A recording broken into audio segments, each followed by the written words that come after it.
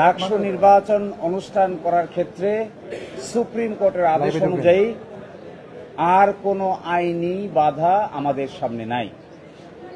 আগামী 9 সেপ্টেম্বর ডাকসু নির্বাচন free, fair এবং ইম্পার্শিয়াল ওয়েতে ঢাকা বিশ্ববিদ্যালয় কর্তৃপক্ষ ডাকসু নির্বাচন অনুষ্ঠিত করবে ইনশাআল্লাহ। স্বাধীনতার পূর্বে ডাকসু নির্বাচন হয়েছিল 1924-25 সাল থেকে 71 সাল পর্যন্ত ডাকসু নির্বাচন হয়েছে 37 বার। বাংলাদেশ প্রতিষ্ঠা হওয়ার পর থেকে ডাকসু নির্বাচন হয়েছে 7 বার। এটি 8ম বারের মতো আমরা ঢাকা বিশ্ববিদ্যালয়ে ডাকসু নির্বাচনের আয়োজন করেছি। এখানে কেন্দ্রীয় সংসদে 471 জন প্রার্থী অংশগ্রহণ করেছেন। সকলেই তার নিজস্ব প্যানেল দিয়ে অত্যন্ত আগ্রহ উদ্দীপনার সহিত নির্বাচনী প্রচার প্রপাগান্ডা চালাচ্ছেন। ঢাকা বিশ্ববিদ্যালয় এই ক্ষেত্রে এই নির্বাচনের পরিবেশ তৈরি করতে এবং শেষ পর্যন্ত নির্বাচন অনুষ্ঠান করে ছাত্রদের ভোট অনুযায়ী যে যাকে ইচ্ছা তাকে প্রার্থী নির্ধারণ করে ভোট দিবে, এই ব্যাপারে ঢাকা বিশ্ববিদ্যালয় বদ্ধপরিকর। ঢাকা বিশ্ববিদ্যালয়ের সামনে যখন যে যেভাবে তার যুক্তি উপস্থাপন করেছে, আমরা ট্রাইব্যুনাল গঠন করেছি। ট্রাইব্যুনালের পরে প্রেসিডেন্টের কাছে যারা আপিল করেছে, প্রেসিডেন্টের আপিল নিষ্পত্তি করেছি। নিষ্পত্তি করে আমরা উপযুক্ত আইনি সিদ্ধান্ত নিয়েছি। ঢাকা বিশ্ববিদ্যালয়ের কাছে কোনো দরখাস্ত না করে যে রিট পিটিশনকারী সরাসরি হাইকোর্টে রিট পিটিশন করেছিলেন, আমরা আর্গুমেন্টে বলেছিলাম যে তার রিট আবেদন মোটেও চলনসই কোনো আবেদন নয়। কারণ যার প্রার্থিতা চ্যালেঞ্জ করে তিনি মামলা করেছেন, যিনি মামলা করেছেন তিনি সেই পদের কোনো প্রার্থী নন।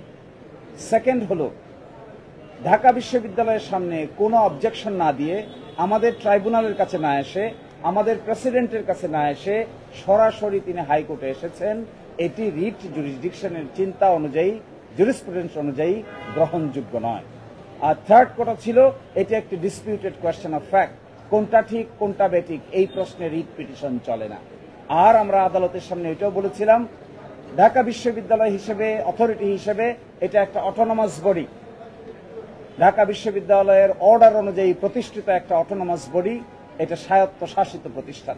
তার ইন্টারনাল মেকানিজমের মধ্যে যে সমস্ত ইলেকশন মেকানিজম আছে, এগুলো দেখভাল করার দায়িত্ব ঢাকা বিশ্ববিদ্যালয়ের। ঢাকা ইউনিভার্সিটি স্টুডেন্ট ইউনিয়ন যে গঠনতন্ত্র হয়েছে, এই গঠনতন্ত্র is approved by the syndicate. সেই অ্যাপ্রুভ গঠনতন্ত্রের ভিতরে আমরা বিধান করেছিলাম, যদি কারো অবজেকশন থাকে তাহলে তিনি রিটার্নিং অফিসারের সামনে দায়ের করতে পারবেন। রিটার্নিং অফিসারের সিদ্ধান্তে যদি কেউ ক্ষুব্ধ হয় তাহলে তিনি আপিল করতে পারবেন।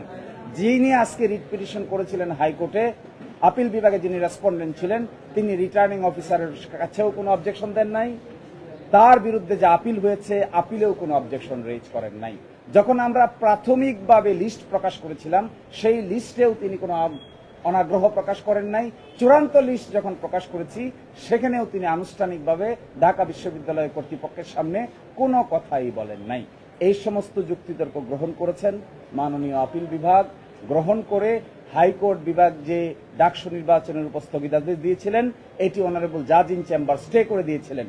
আজকে বাংলাদেশের সর্বোচ্চ আদালত হাইকোর্ট ডিভিশনের আদেশের উপর স্থগিতাদেশ দিয়েছেন এবং 31 অক্টোবর 2025 পর্যন্ত এই স্থগিতাদেশ বহাল থাকবে। এর অর্থ হলো এটা 9 সেপ্টেম্বর 2025 উৎসব মুখর পরিবেশে ডাকসু নির্বাচন অনুষ্ঠান করার ক্ষেত্রে আর কোথাও কোনো আইনি বাধা থাকলো না।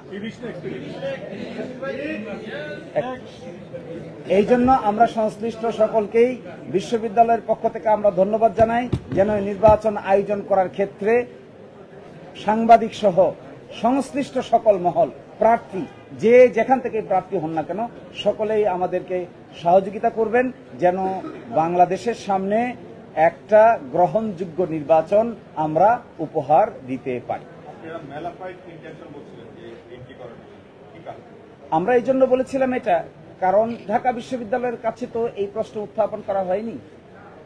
ঢাকা বিশ্ববিদ্যালয়ে প্রাথমিক বাছাই করেছে 21 তারিখ, ফাইনাল বাছাই করেছে 26 তারিখ, আর রিট পিটিশন দায়ের করা হয়েছে 28 তারিখ। তাহলে যখন প্রাথমিক লিস্ট পাবলিশ করা হয় তখন কি তারা জানতেন না? যখন ২৬ তারিখ পূর্ণাঙ্গ লিস্ট প্রকাশ করা হয়, চূড়ান্ত লিস্ট, তখন কি তারা জানতেন না? তাহলে ২৮ তারিখ রিট পিটিশন করেছেন, এটিকেই আইনের ভাষায় বলে ম্যালাফাইড ইন্টেন্ট। এটি একটি ভুল তথ্য দেওয়া হয়েছে অনলি বিকজ এই কারণে কাউকে আমরা প্রার্থিতা বাতিল করি নাই। আমাদের কাছে যে সমস্ত তথ্য প্রমাণ এসেছিল কমপ্লেন, এই কমপ্লেনটার জন্য আমরা একটা ইনকোয়ারি কমিটি করি। ইনকোয়ারি কমিটি সংশ্লিষ্ট প্রার্থী সহ ফ্যাক্টস ফাইন্ডিং করে বিশ্ববিদ্যালয়ের অথরিটির কাছে একটা রিপোর্ট সাবমিট করে। সেই রিপোর্ট সাবমিটে যার বিরুদ্ধে অভিযোগ প্রমাণিত হয়েছে এরকম একজনের ব্যাপারে আমরা সিদ্ধান্ত নিয়েছি। আবার যার বিরুদ্ধে প্রাথমিকভাবে সিদ্ধান্ত নেওয়া হয়েছিল তাদের 2 জন আপিল দায়ের করেন। এই আপিলে গিয়ে একজনকে আমরা সঠিক তথ্য উপস্থাপন করা হয়নি মর্মে আমরা তার প্রার্থিতাও এলাও করেছি, ভোটার লিস্টও এলাও করেছি। ফলে ঢাকা বিশ্ববিদ্যালয় is acting in a transparent, accountable, acceptable mechanism. Acceptable, transparent mechanism, meaning thereby the acceptable to the people at large, to the law and to the conscience. যদি ঢাকা বিশ্ববিদ্যালয় বেআইনি কোনো কাজ করে, ডেফিনেটলি আমি একজন তাদের আইনজীবী হিসেবে ওই বেআইনি কাজে আমি ঢাকা বিশ্ববিদ্যালয়কেও সমর্থন দিতে রাজি।